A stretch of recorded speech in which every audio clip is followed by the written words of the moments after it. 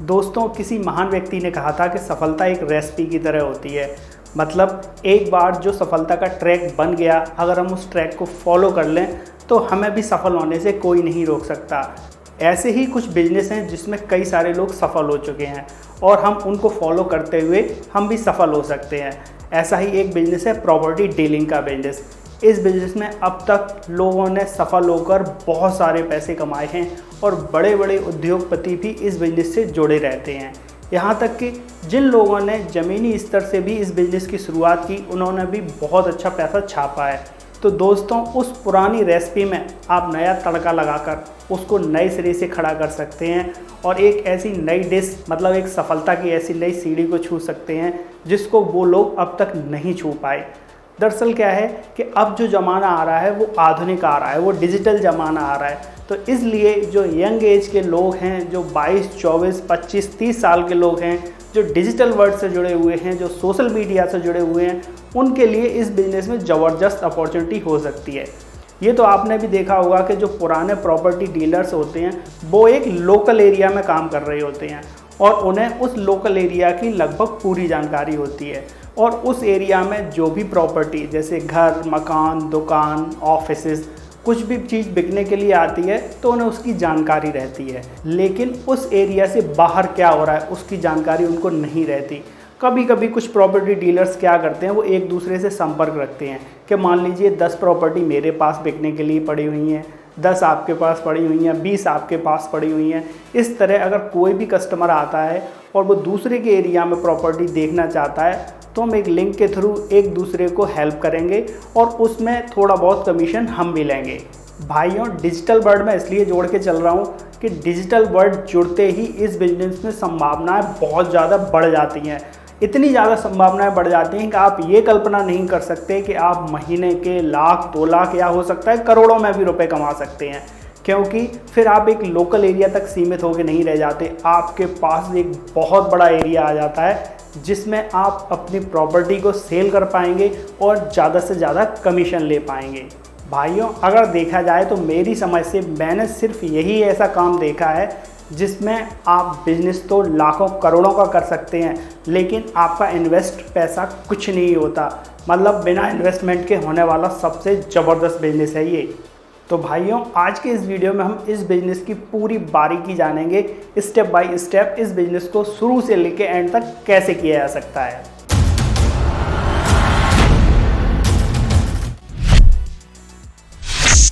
भाइयों, property dealing के business में 2 तरीके से एंट्री की जा सकती है।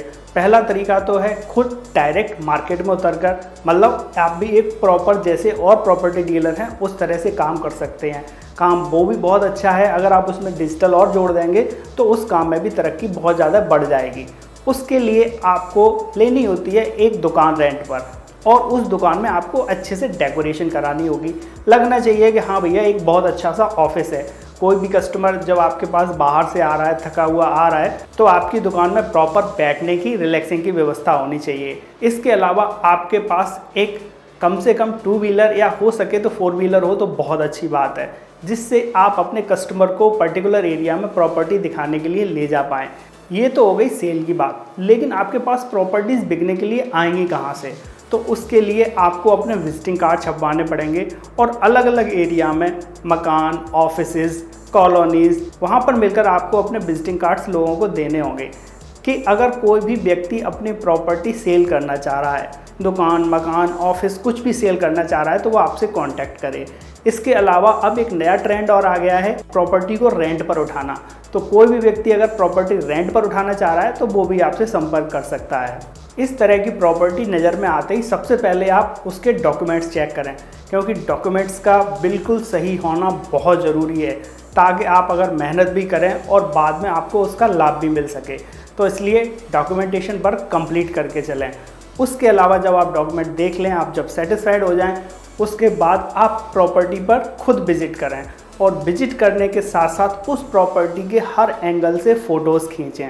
हो सके तो उस प्रॉपर्टी के वीडियोस भी बनाएं और उनको बनाकर लाकर आप अपने सिस्टम में उनको स्टोर करके रखें। और इसके साथ साथ अपने एरिया के जो भी प्रॉपर्टी डीलर हैं उनसे अच्छे संबंध रखें।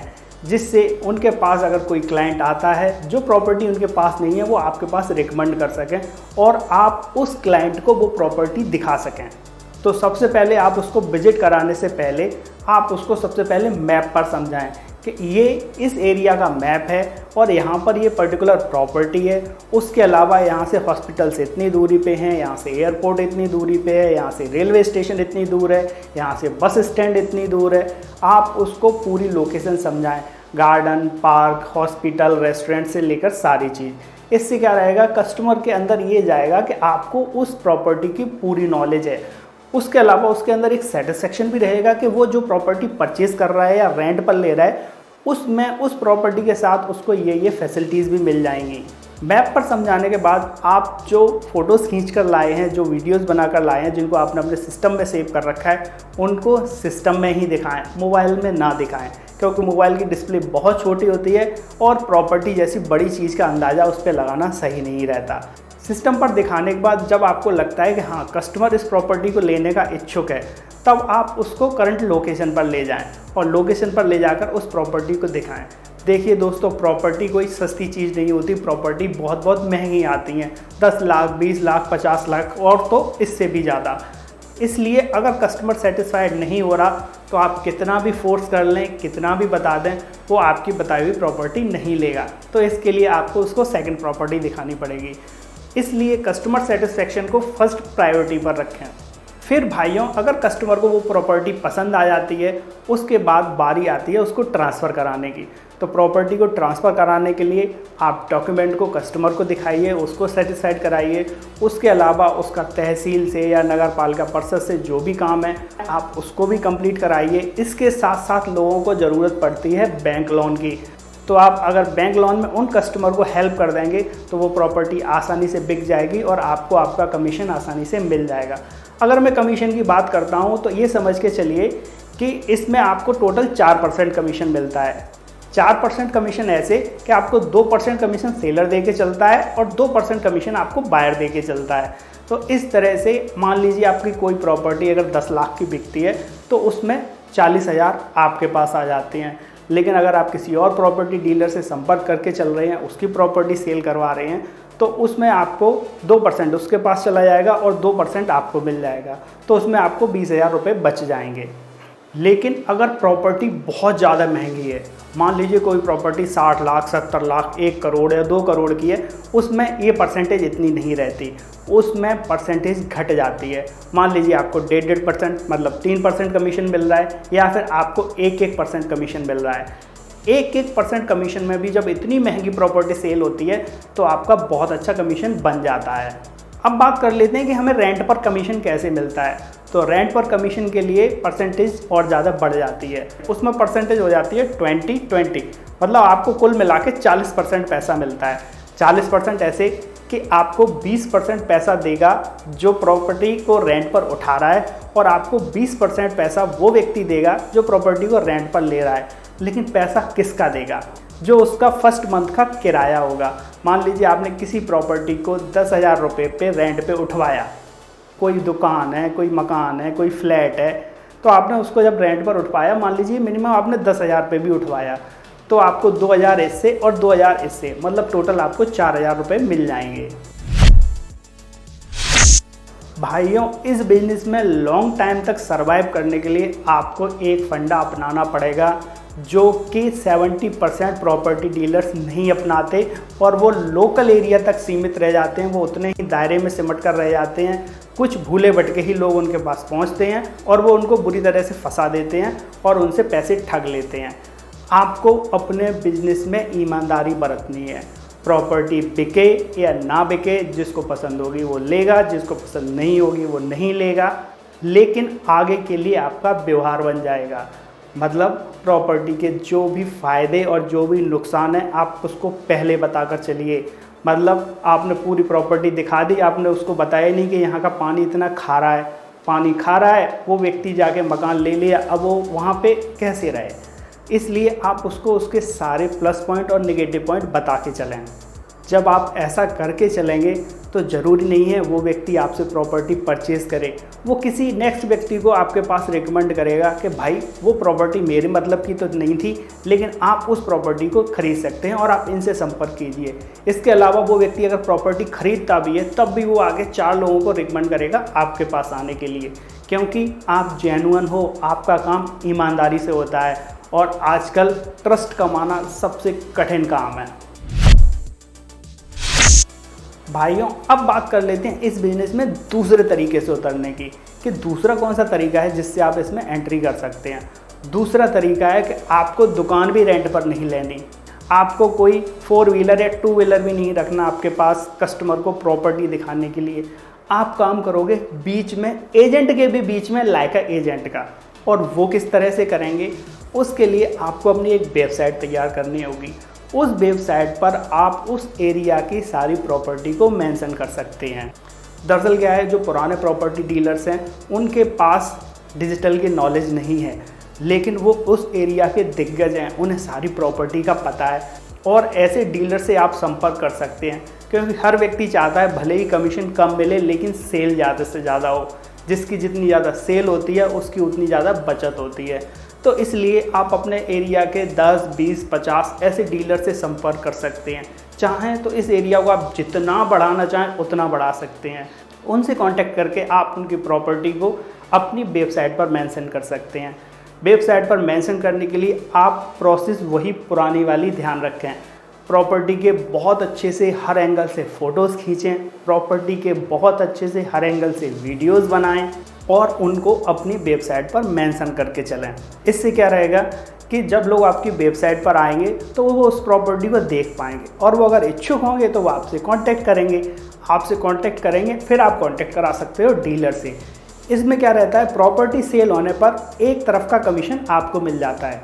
मान लीजिए 2% उधर 2% उधर, मतलब चाहे बायर का या सेलर का 2% कमीशन आपका हो जाता है। इसमें आपने बिना पैसा इन्वेस्ट किए बहुत अच्छी कमाई कर ली। तो इसलिए इस तरह का काम आसानी से किया जा सकता है। रही बात वेबसाइट को प्रमोट करने की, तो आप गूगल एड्स के थ्रू अपनी वेबसाइट को प्रमोट कर सकते हैं। उसके अलावा आप चाहें तो सोशल मीडिया का भी सहारा ले सकते हैं, जैसे व्हाट्सएप, फेसबुक, इनके थ्रू भी आप अपनी प्रॉपर्टीज़ को लोगों को दिखा सकते हैं और सेल करवा सकते हैं या रेंट पर उठवा सकते हैं। भाइयों, इसके साथ साथ एक और चीज़ नई ट्रेंड में आ रही है और वो बड़ी ही ज़बरदस्त चीज़ है। उसमें आपकी एक जगह के अलावा दूसरी जगह से भी कमाई होना शुरू हो जाती है। उसके लिए आपको आना पड़ेगा यूट्यूब पर। यूट्यूब पर आप क्या कर सकते हैं, मान लीजिए आपके नज़र में कोई प्रॉपर्टी आई, आप उस प्रॉपर्टी का पर्टिकुलर वीडियो बनाइए। घर है, दुकान है, कोई शॉपिंग कॉम्प्लेक्स है जो रेंट पर उठना है या फिर जो सेल होना है, आप उसका वीडियो बनाइए और उसके बारे में हर चीज़ डिटेल से बारीकी से बताइए। और वीडियो भी आप HD क्वालिटी में बनाएं तो बहुत अच्छा है। और ऐसे वीडियो को आप पब्लिश कीजिए यूट्यूब पर। यूट्यूब पर पब्लिश करने से क्या रहता है, आपका जो भी कस्टमर है, जो ख़रीदार है, उसको उस प्रॉपर्टी की फुल लोकेशन मिल जाती है, उसका फुल डिटेल पता चल जाता है बिना उस जगह जाए। और वो अगर इच्छुक होगा तो वो आपसे संपर्क करेगा और प्रॉपर्टी खरीदेगा। अगर प्रॉपर्टी खरीदेगा तो आपका कमीशन आपको मिलेगा। लेकिन इस तरह के वीडियोस यूट्यूब पर आजकल जमकर देखे जा रहे हैं। देखी भी क्यों ना जाए, क्योंकि हर व्यक्ति का सपना होता है कि उसके पास खुद की कोई प्रॉपर्टी हो। तो अगर इस तरह के वीडियोस देखे जाएंगे तो यूट्यूब की तरफ से भी आपके पास इनकम हो पाएगी। दोस्तों, जब आप फील्ड में उतरकर प्रॉपर्टी डीलिंग का काम करते हैं तो आपको कुछ चीज़ों का बहुत ध्यान रखना होगा। दरअसल ये जितनी महंगी प्रॉपर्टीज़ होती हैं, कभी कभी उनमें ऐसी प्रॉपर्टीज़ आ जाती हैं जो झंझट वाली होती हैं। झंझट वाली समझते हैं ना आप? झंझट वाली मतलब उसमें 2 लोगों का विवाद चल रहा है, 4 लोगों का विवाद चल रहा है, ग्राम सभा की जगह घेर रखी है, सरकारी ज़मीन पर मकान बना रखा है, दुकान बना रखी है, या फिर किसी और की प्रॉपर्टी है उसको हम रेंट पर उठा रहे हैं। ऐसी चीज़ों से आपको बचकर रहना है। जो भी साफ़ सुथरी प्रॉपर्टी है, जो भी 1 नंबर की प्रॉपर्टी है, आप सिर्फ उसी में हाथ डालें। इससे क्या रहेगा, आप भी टेंशन फ्री रहेंगे और आपका कस्टमर भी टेंशन फ्री रहेगा। तो भाइयों, बिना इन्वेस्टमेंट के इस अपार संभावनाओं वाले बिजनेस में एंट्री करके आप भी अंधाधुंध पैसा कमा सकते हैं। और बहुत अच्छी इनकम जनरेट कर सकते हैं। लोग इस बिज़नेस के थ्रू लाखों रुपए कमा रहे हैं, करोड़ों रुपए कमा रहे हैं। और अगर आप डिजिटल वर्ल्ड से जुड़े हुए हैं तो आप इसमें एंट्री करके अपने लिए एक बहुत अच्छी बिजनेस अपॉर्चुनिटी खड़ी कर सकते हैं। तो भाइयों, ऐसी ही क्रिएटिव बिजनेस आइडियाज़ को जानने के लिए श्रीजी एटा चैनल को अभी सब्सक्राइब कीजिए और अगला वीडियो आप किस टॉपिक पर चाहते हैं हमें कमेंट बॉक्स में ज़रूर बताइए। तो फिर मिलते हैं किसी नए क्रिएटिव बिजनेस आइडिया के साथ। तब तक के लिए goodbye and take care.